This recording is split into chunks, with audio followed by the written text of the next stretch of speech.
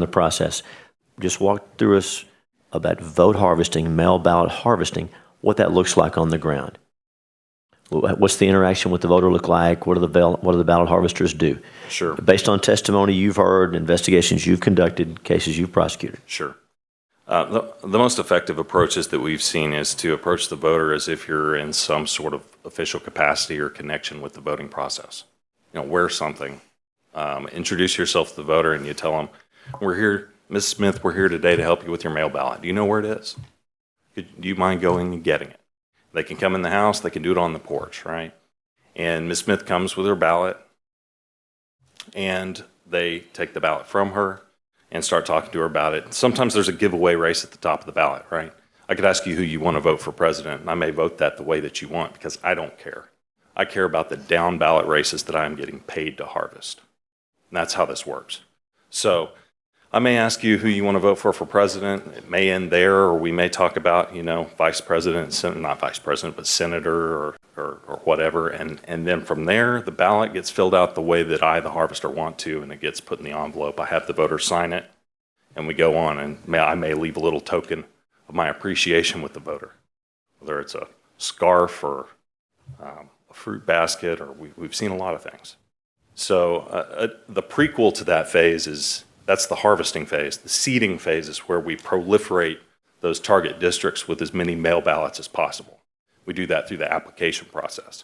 So we go door to door and sign people up to get mail ballots. And, a lot of times one thing we saw in this last election is folks didn't understand when they were applying for mail ballots that they were getting a year's worth. Whenever they sign up at the beginning, if you check that annual application box, you're getting the entire year of mail ballots every election in that county. So we had an unprecedented number of people showing up at the polling place to turn in their ballots and vote in person in November. And some of them reported it and said, "I don't know why I got this mail ballot. This is fraud." And I had to say, this isn't fraud. You actually signed up for a year's worth of ballots. You just didn't know what was happening to you, right? So at any rate, that's certainly a technique that makes it easier for vote harvesters if they're looking at multiple races throughout the year to sign voters up for those annual ballots. I think I got a little bit off target there, so if you could pull me back in. Oh, thank you. That's what we were looking for, how this works. I asked you about what happens at the door, and then you gave us the important information, how they set the table for what happens at the door. Yes, sir. Are you allowed to discuss pending cases that are in litigation or no? I'm not able to discuss specific facts about those cases, no, sir. Okay. Are you aware of cases where the vote harvester will, in that initial phase, goes to the door to encourage someone to request a ballot by mail? Have you seen cases where the vote harvester encourages an able-bodied voter to check the disability box? This is not the voter trying to cheat, but the vote harvester is misleading them about what that means. Have you seen that? And if so, tell us about that. We've seen a good deal of that. We saw it. Typically it focuses on elderly individuals who are actually eligible for mail ballots.